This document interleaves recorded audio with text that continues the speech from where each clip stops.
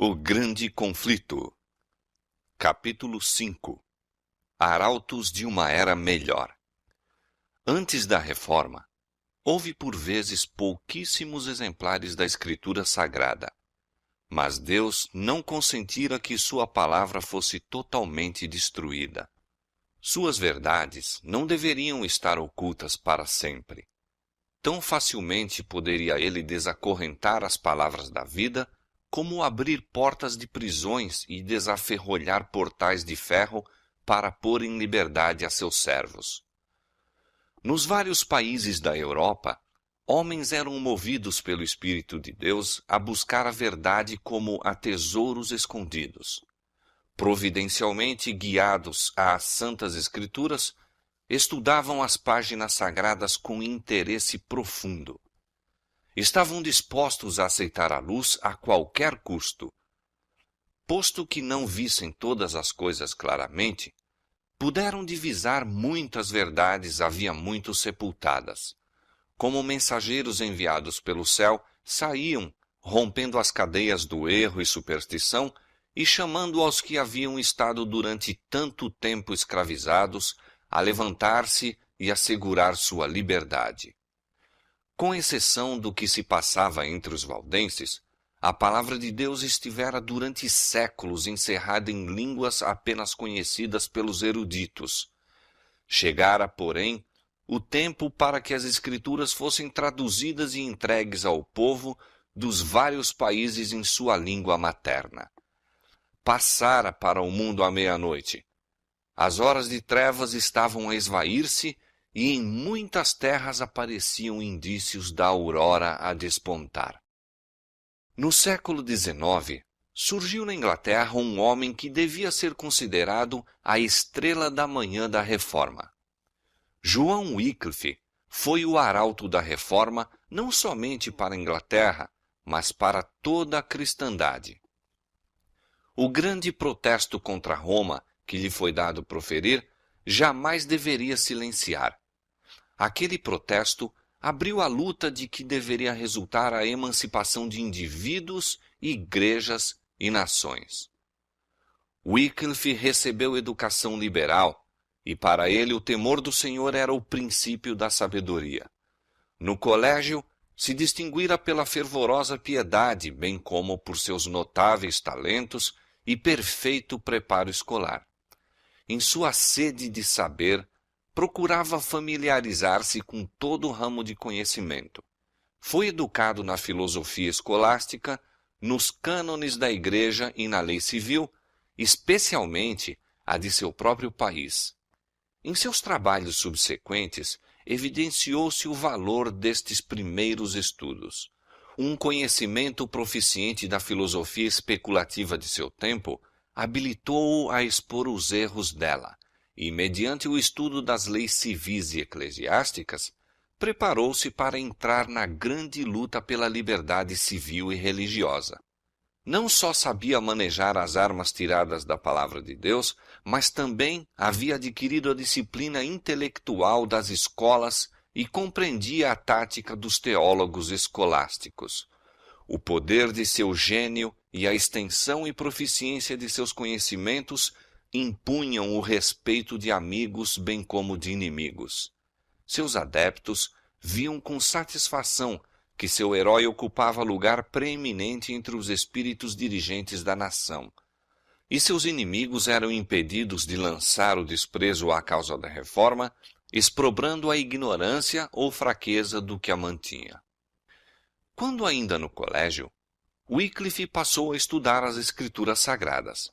Naqueles primitivos tempos em que a Bíblia existia apenas nas línguas antigas, os eruditos estavam habilitados a encontrar o caminho para a fonte da verdade, o qual se achava fechado às classes incultas. Assim, já fora preparado o caminho para o trabalho futuro de Wycliffe como reformador.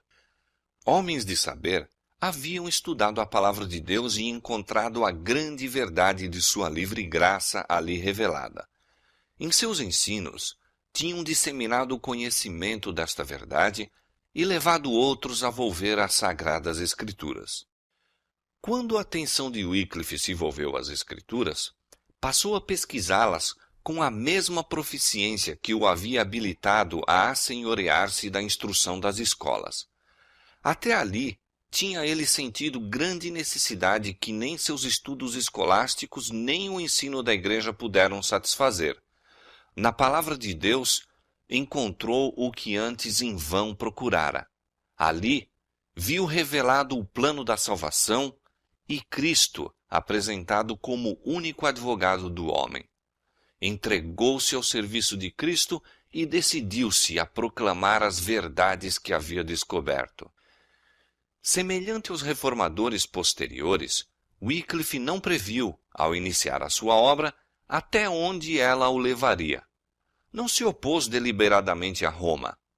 A dedicação à verdade, porém, não poderia senão levá-lo a conflito com a falsidade.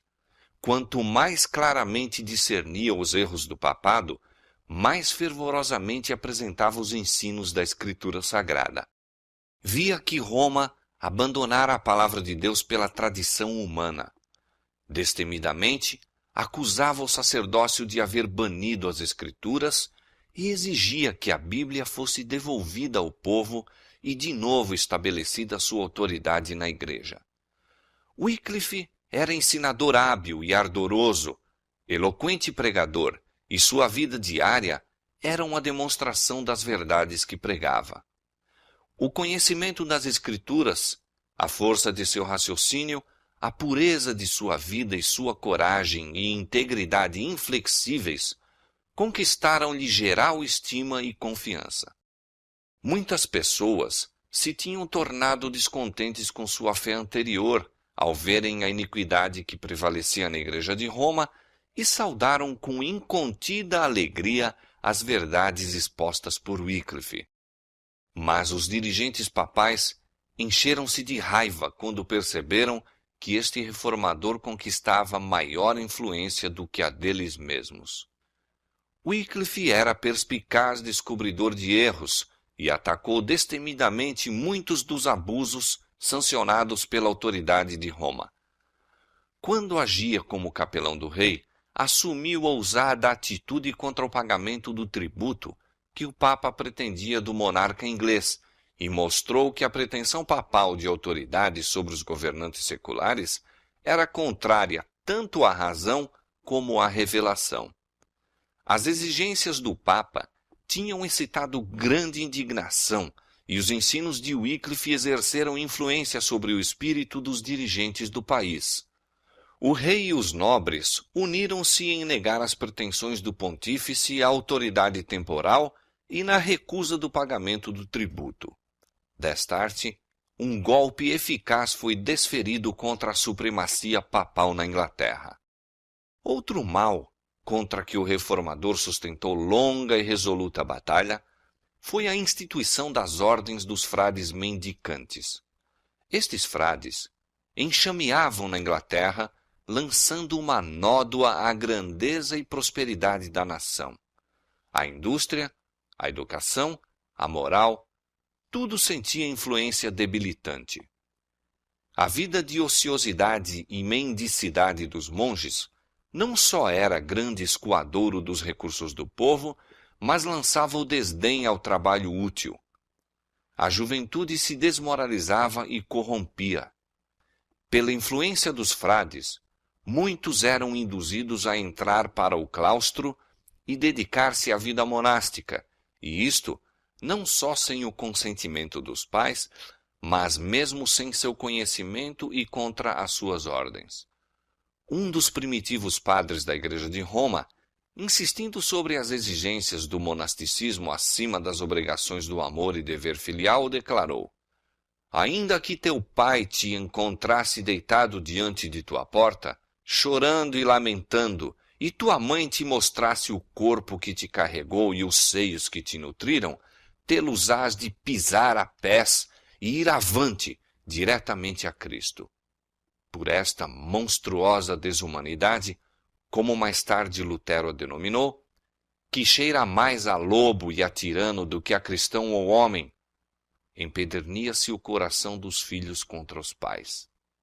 Assim, os dirigentes papais, como os fariseus de outrora, tornavam sem efeito o mandamento de Deus com a sua tradição. Assim se desolavam lares, e pais ficavam privados da companhia dos filhos e filhas.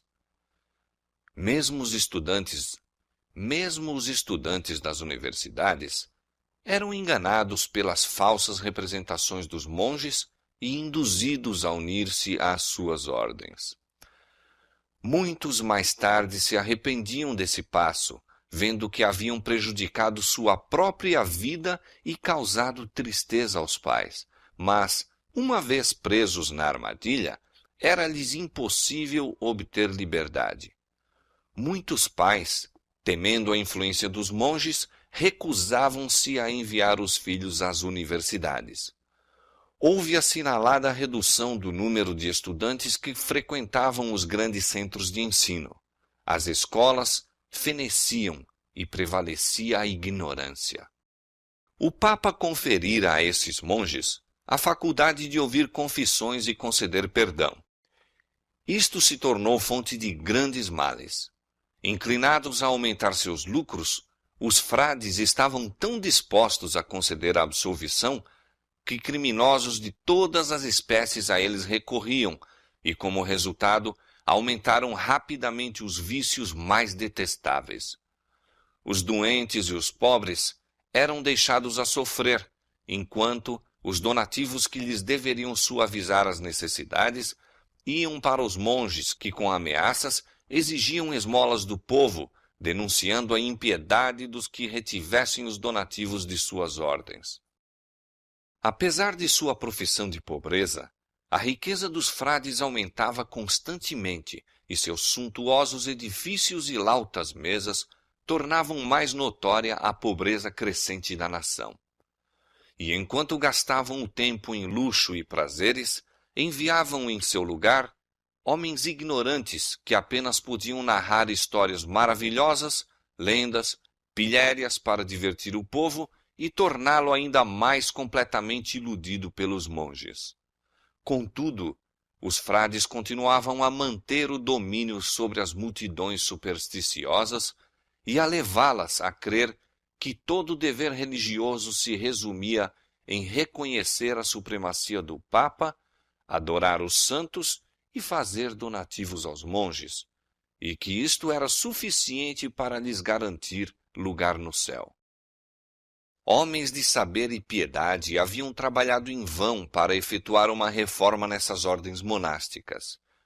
Wycliffe, porém, com intuição mais clara, feriu o mal pela raiz, declarando que a própria organização era falsa e que deveria ser abolida. Despertavam-se discussões e indagações. Atravessando os monges o país, vendendo perdões para o Papa, muitos foram levados a duvidar da possibilidade de comprar perdão com dinheiro e suscitaram a questão se não deveriam antes buscar de Deus o perdão em vez de buscá-lo do pontífice de Roma. Não poucos se alarmavam com a capacidade dos frades, cuja avidez parecia nunca se satisfazer. Os monges e sacerdotes de Roma, diziam eles, estão nos comendo como um câncer. Deus nos deve livrar, ou o povo perecerá. Para encobrir sua avareza, pretendiam os monges mendicantes seguir o exemplo do Salvador, declarando que Jesus e seus discípulos haviam sido sustentados pela caridade do povo.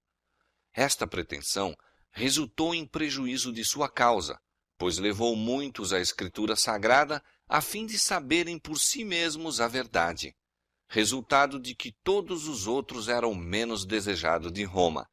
A mente dos homens foi dirigida à fonte da verdade, que era o objetivo de Roma ocultar. Wycliffe começou a escrever e publicar folhetos contra os frades, porém, não tanto procurando entrar em discussão com eles, como despertando o espírito do povo aos ensinos da Bíblia e seu autor. Ele declarava que o poder do perdão ou excomunhão não o possuía o Papa em maior grau do que os sacerdotes comuns, e que ninguém pode ser verdadeiramente excomungado a menos que primeiro haja trazido sobre si a condenação de Deus. De nenhuma outra maneira mais eficaz poderia ele ter empreendido a demolição da gigantesca estrutura de domínio espiritual e temporal que o Papa erigira e em que a alma e corpo de milhões se achavam retidos em cativeiro. De novo foi Wycliffe chamado para defender os direitos da coroa inglesa contra as usurpações de Roma, e sendo designado embaixador real, passou 2 anos na Holanda em conferência com os emissários do Papa. Ali entrou em contato com eclesiásticos da França, Itália e Espanha, e teve a oportunidade de devassar os bastidores e informar-se de muitos fatos que lhe teriam permanecido ocultos na Inglaterra. Aprendeu muita coisa que o orientaria em seus trabalhos posteriores. Naqueles representantes da corte papal, lia a ele o verdadeiro caráter e objetivos da hierarquia. Voltou para a Inglaterra a fim de repetir mais abertamente e com maior zelo seus ensinos anteriores, declarando que a cobiça, o orgulho e o engano eram os deuses de Roma. Num de seus folhetos, disse ele, falando do Papa e seus coletores: retiram de nosso país os meios de subsistência dos pobres e muitos milhares de marcos anualmente do dinheiro do rei para sacramentos e coisas espirituais, o que é a amaldiçoada heresia de simonia, e fazem com que toda a cristandade consinta nesta heresia e a mantenha. E, na verdade, ainda que nosso reino tivesse uma gigantesca montanha de ouro, e nunca homem algum dali tirasse, a não ser somente o coletor deste orgulhoso e mundano sacerdote, com o tempo ela se esgotaria. Pois sempre ele tira dinheiro de nosso país e nada devolve, a não ser a maldição de Deus pela sua simonia. Logo depois de sua volta à Inglaterra, Wycliffe recebeu do rei nomeação para a reitoria de Lutterworth. Isto correspondia a uma prova de que o monarca ao menos não se desagradara de sua maneira franca no falar. A influência de Wycliffe foi sentida no moldar a ação da corte, bem como a crença da nação. Os trovões papais logo se desencadearam contra ele. 3 bulas foram expedidas para a Inglaterra, para a universidade, para o rei e para os prelados, ordenando todas as medidas imediatas e decisivas para fazer silenciar o ensinador de heresias. Antes da chegada das bulas, porém, os bispos, em seu zelo, intimaram Wycliffe a comparecer perante eles para julgamento. Entretanto, 2 dos mais piedosos príncipes do reino o acompanharam ao tribunal, e o povo, rodeando o edifício e invadindo-o, intimidou de tal maneira os juízes que o processo foi temporariamente suspenso, sendo-lhe permitido ir-se em paz. Um pouco mais tarde, faleceu Eduardo III, a quem, em sua idade avançada, os prelados estavam procurando influenciar contra o reformador, e o anterior protetor de Wycliffe tornou-se regente do reino. Mas a chegada das bulas papais trazia para toda a Inglaterra a ordem peremptória de prisão e encarceramento do herege. Estas medidas indicavam de maneira direta a fogueira. Parecia certo que Wycliffe logo deveria cair vítima da vingança de Roma. Mas aquele que declarou outrora a alguém: não temas, eu sou teu escudo, de novo estendeu a mão para proteger seu servo. A morte veio, não para o reformador, mas para o pontífice que lhe decretara destruição. Gregório XI morreu, e dispersaram-se os eclesiásticos que se haviam reunido para o processo de Wycliffe. A providência de Deus encaminhou ainda mais os acontecimentos para dar oportunidade ao desenvolvimento da reforma. A morte de Gregório foi seguida da eleição de 2 papas rivais. 2 poderes em conflito, cada um em si dizendo infalível, exigiam agora obediência. Cada qual apelava para os fiéis a fim de o ajudarem a fazer guerra contra o outro, encarecendo suas exigências com terríveis anátemas contra os adversários e promessas de recompensas no céu aos que o apoiavam.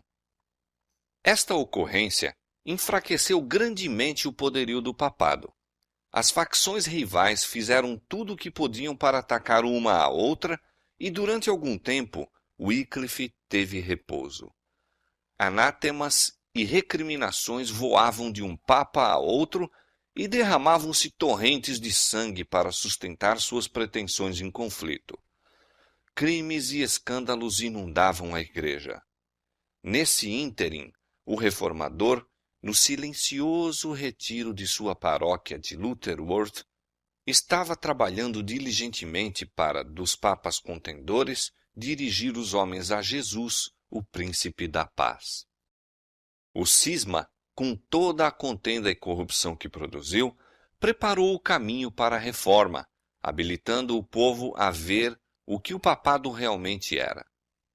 Num folheto que publicou sobre o cisma dos papas, Wycliffe apelou para o povo a fim de que considerasse se esses dois sacerdotes estavam a falar a verdade ao condenarem um ao outro como o anticristo. Deus, disse ele, não mais quis consentir que o demônio reinasse em um único sacerdote tal, mas fez divisão entre dois, de modo que os homens, em nome de Cristo, possam mais facilmente vencê-los a ambos. Wycliffe, a exemplo de seu mestre, pregou o evangelho aos pobres. Não contente com espalhar a luz nos lares humildes em sua própria paróquia de Lutterworth, concluiu que ela deveria ser levada a todas as partes da Inglaterra. Para realizar isto, organizou um corpo de pregadores, homens simples e dedicados, que amavam a verdade e nada desejavam tanto como o propagá-la. Estes homens iam por toda a parte, ensinando nas praças, nas ruas, nas grandes cidades e nos atalhos do interior. Procuravam os idosos, os doentes e os pobres, e desvendavam-lhes as alegres novas da graça de Deus. Como professor de teologia em Oxford, Wycliffe pregou a palavra de Deus nos salões da universidade.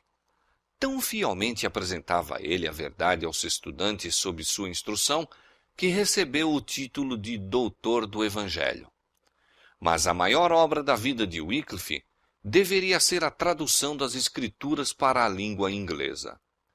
Num livro sobre a verdade e sentido das Escrituras, exprimiu a intenção de traduzir a Bíblia, de maneira que todos na Inglaterra pudessem ler, na língua materna, as maravilhosas obras de Deus. Subitamente, porém, interromperam-se as suas atividades. Posto que não tivesse ainda 60 anos de idade, o trabalho incessante, o estudo e os assaltos dos inimigos haviam posto à prova suas forças, tornando-o prematuramente velho.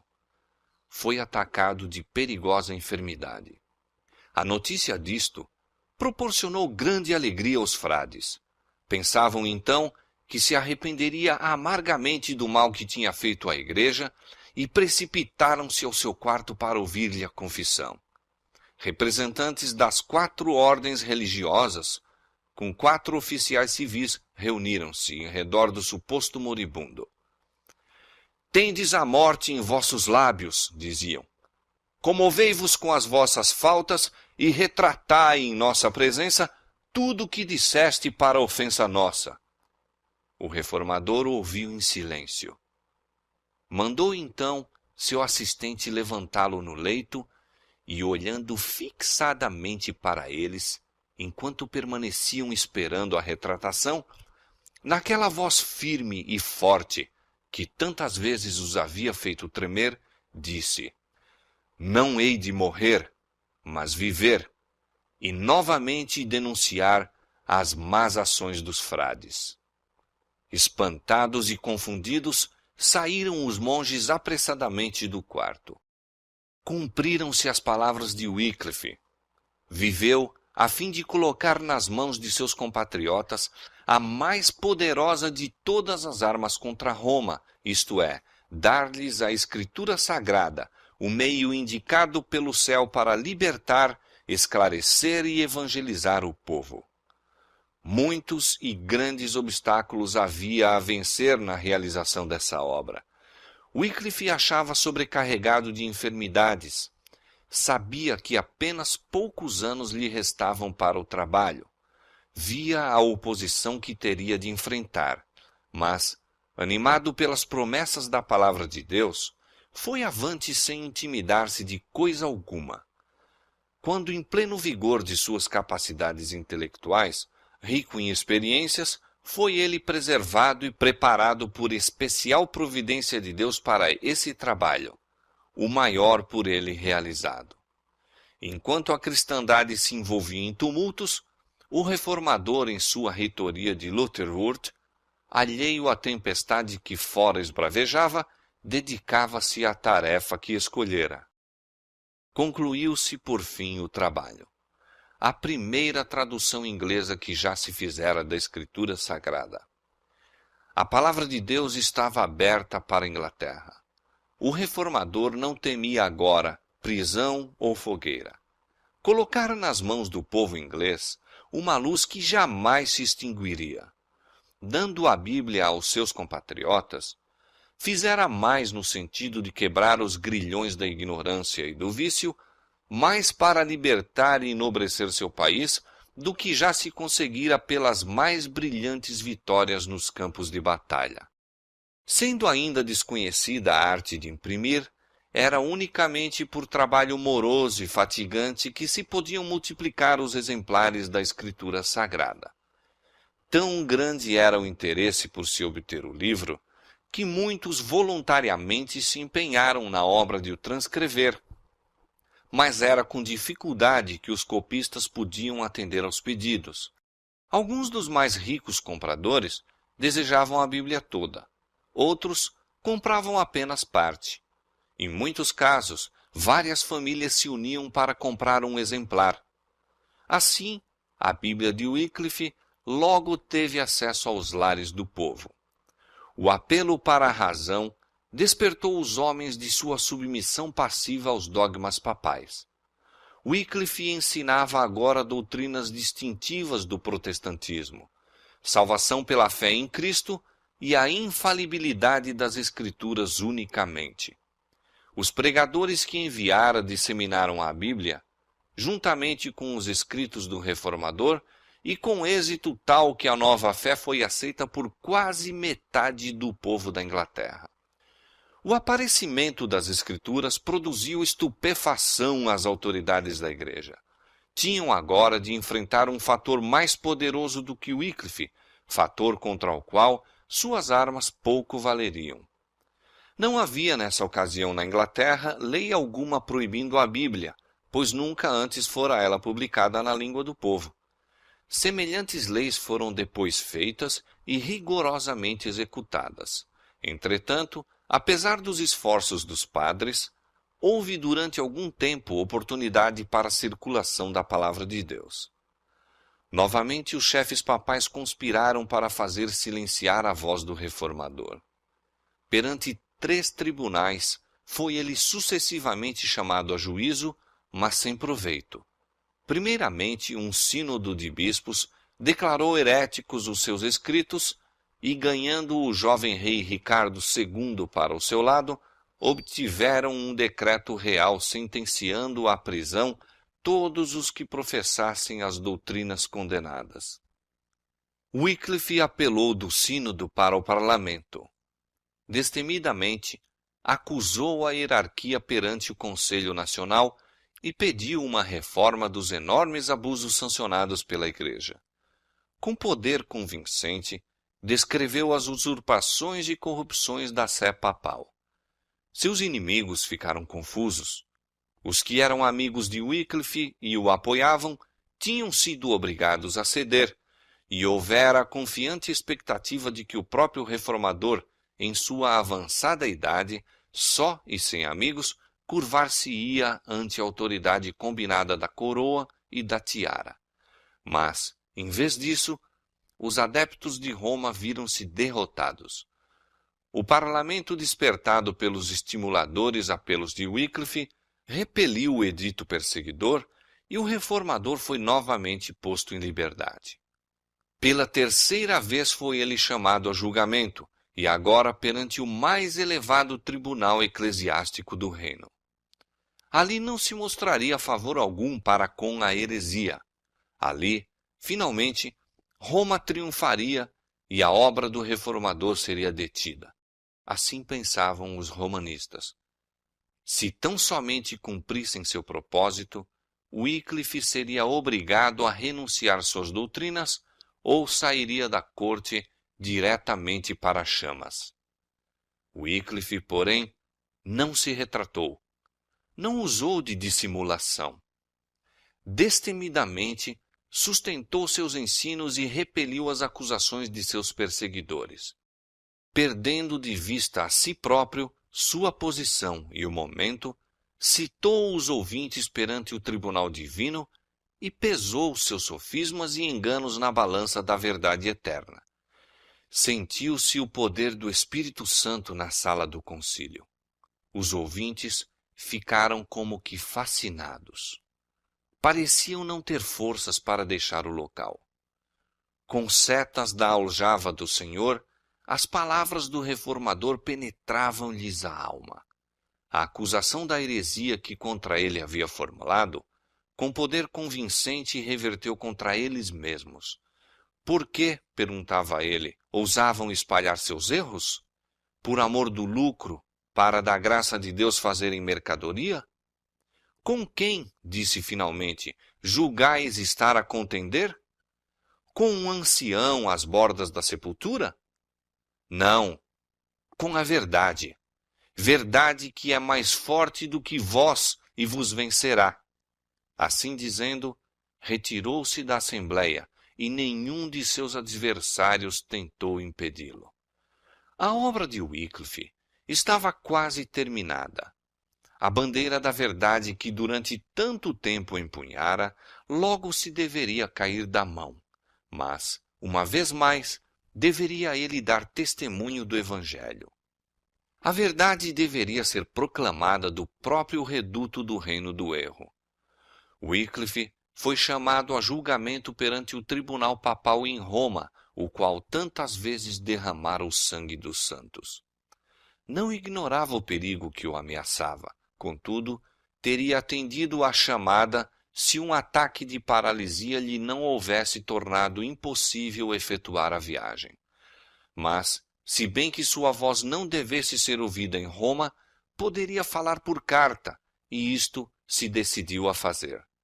De sua reitoria, o reformador escreveu ao Papa uma carta que, conquanto respeitosa nas expressões de cristã no espírito, era incisiva censura à pompa e orgulho da sé papal.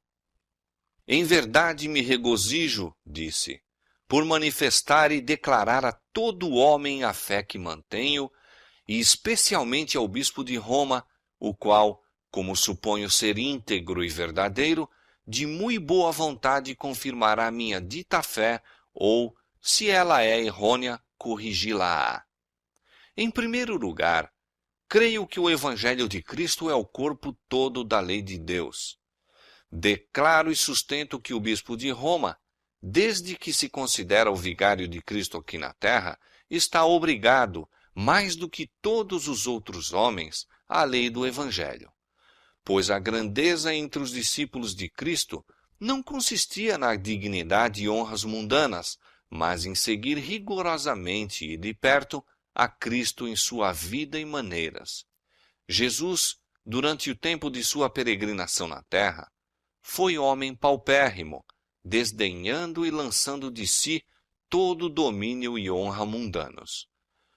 Nenhum homem fiel deveria seguir quer ao próprio Papa, quer a qualquer dos santos, a não ser nos pontos em que se seguirem ao Senhor Jesus Cristo, pois Pedro e os filhos de Zebedeu, desejando honras mundanas, contrárias ao seguimento dos passos de Cristo, erraram, e, portanto, nestes erros não devem ser seguidos.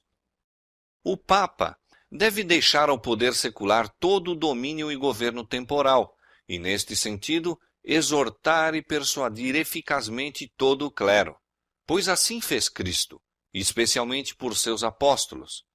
Por conseguinte, se errei em qualquer destes pontos, submeter-me-ei muito humildemente à correção, mesmo pela morte, se assim for necessário. E se eu pudesse agir segundo minha vontade ou desejo, certamente me apresentaria em pessoa perante o bispo de Roma. Mas o Senhor determinou o contrário e ensinou-me a obedecer antes a Deus do que aos homens. Finalizando, disse: Oremos a nosso Deus, para que ele de tal maneira influencie nosso Papa Urbano VI, conforme já começou a fazer, que juntamente com o clero possa seguir ao Senhor Jesus Cristo na vida e nos costumes, e com eficácia ensinar o povo, e que eles, de igual maneira, fielmente o sigam nisso. Assim, Wycliffe apresentou ao Papa e aos cardeais a mansidão e humildade de Cristo, mostrando não somente a eles mesmos, mas a toda a cristandade o contraste entre eles e o Mestre, a quem professavam representar. Wycliffe esperava plenamente que sua vida seria o preço de sua fidelidade. O rei, o Papa e os bispos estavam unidos para levá-lo à ruína, e parecia certo que, quando muito, em poucos meses o levariam à fogueira. Mas sua coragem não se abalou. Por que falais em procurar longe a coroa do martírio? Dizia. Pregai o evangelho de Cristo aos altivos prelados, e o martírio não vos faltará. Que? Viveria eu e estaria silencioso? Nunca! Venha o golpe, e eu estou aguardando. Mas Deus, em sua providência, ainda escudou a seu servo. O homem que durante toda a vida permanecera ousadamente na defesa da verdade, diariamente em perigo de vida, não deveria cair vítima do ódio de seus adversários. Wycliffe nunca procurara escudar-se a si mesmo, mas o Senhor lhe fora o protetor. E agora, quando seus inimigos julgavam segura a presa, a mão de Deus o removeu para além de seu alcance. Em sua igreja em Lutterworth, na ocasião em que ia ministrar a comunhão, caiu atacado de paralisia e em pouco tempo rendeu a vida.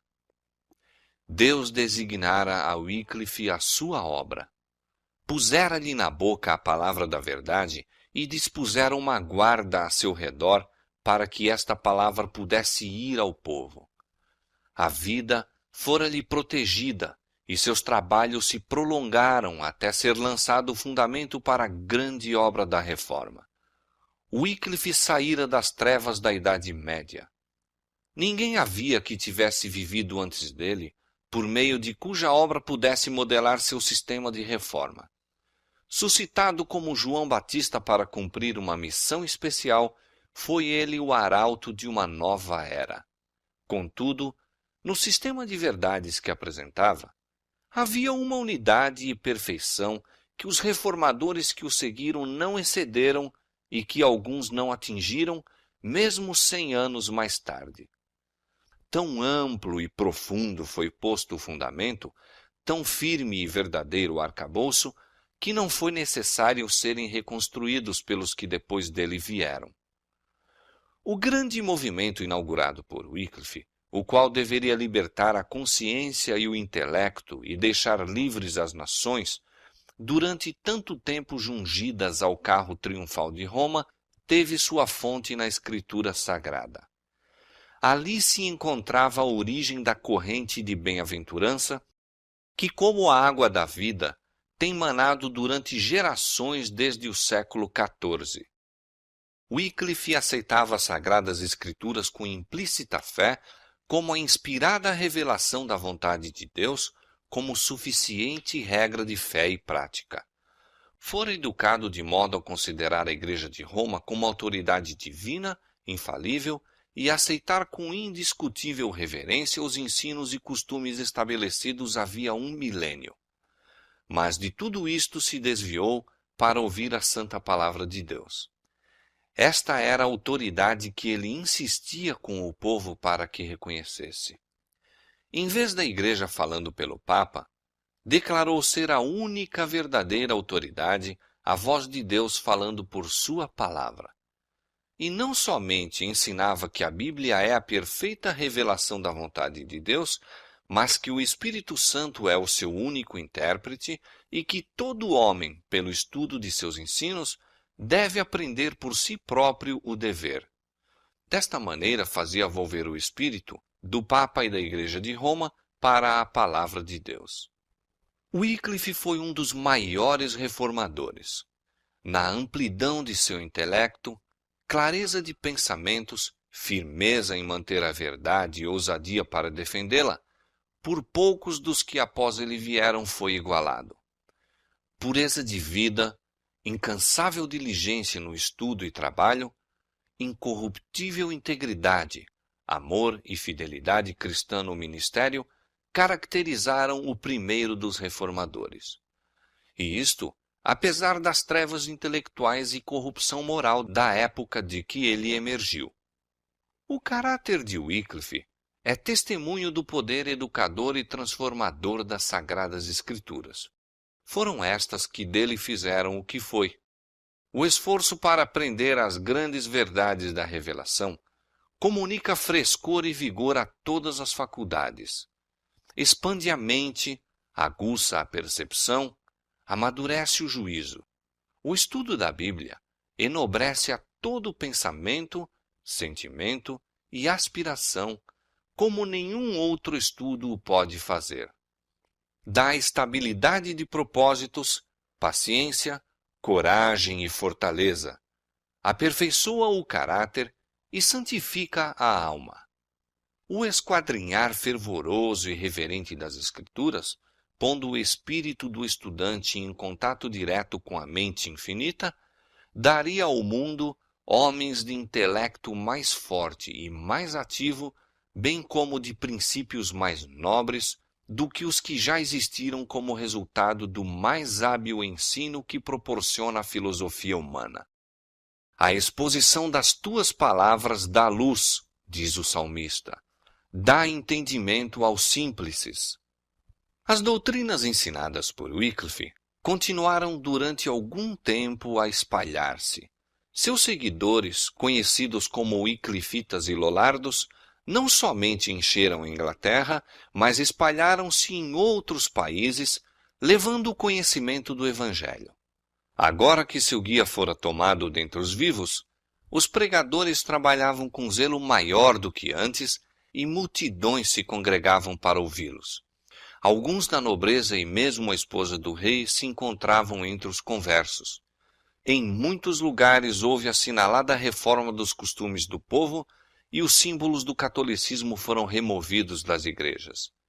Logo, porém, a impiedosa tempestade da perseguição irrompeu sobre os que haviam ousado aceitar a Escritura Sagrada como guia.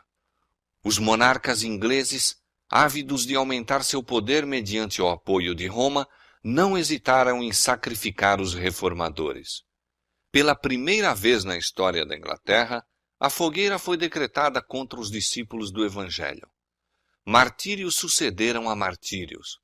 Os defensores da verdade, proscritos e torturados, podiam tão somente elevar seus clamores ao ouvido do Senhor dos Exércitos. Perseguidos como inimigos da Igreja e traidores do reino, continuaram a pregar em lugares secretos, encontrando abrigo o melhor que podiam nos humildes lares dos pobres e, muitas vezes, refugiando-se mesmo em brenhas e cavernas. Apesar da fúria da perseguição, durante séculos continuou a ser proferido um protesto calmo, devoto, fervoroso, paciente contra as dominantes corrupções da fé religiosa. Os crentes daqueles primitivos tempos tinham apenas conhecimento parcial da verdade, mas haviam aprendido a amar e a obedecer à palavra de Deus e pacientemente sofriam por sua causa. Como os discípulos dos dias apostólicos, muitos sacrificavam suas posses deste mundo pela causa de Cristo. Aqueles a quem era permitido permanecer em casa, abrigavam alegremente os irmãos banidos, e quando eles também eram expulsos, animosamente aceitavam a sorte dos proscritos. Milhares, é verdade, aterrorizados pela fúria dos perseguidores, compravam a liberdade com sacrifício da fé e saíam das prisões vestidos com a roupa dos penitentes, a fim de publicar sua renúncia. Mas não foi pequeno o número, e entre estes havia homens de nascimento nobre, bem como humildes e obscuros, dos que deram destemido testemunho da verdade nos cubículos dos cárceres, nas torres dos lolardos e em meio de tortura e chamas, regozijando-se de que tivessem sido considerados dignos de conhecer a comunicação de suas aflições.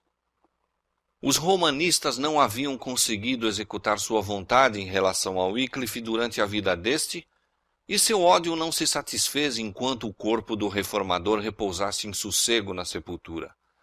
Por decreto do Concílio de Constança, mais de 40 anos depois de sua morte, seus ossos foram exumados e publicamente queimados e as cinzas lançadas em um riacho vizinho.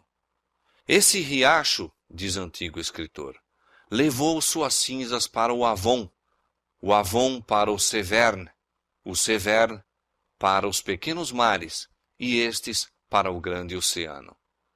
E assim, as cinzas de Wycliffe são o emblema de sua doutrina, que hoje está espalhada pelo mundo inteiro. Pouco imaginaram os inimigos a significação de seu ato perverso. Foi mediante os escritos de Wycliffe que João Hus, da Boêmia, foi levado a renunciar a muitos erros do catolicismo e entrar na obra da Reforma. E assim é que nesses dois países tão grandemente separados foi lançada a semente da verdade. Da Boêmia, a obra estendeu-se para outras terras.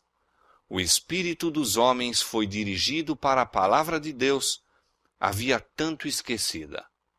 A mão divina estava a preparar o caminho para a grande reforma.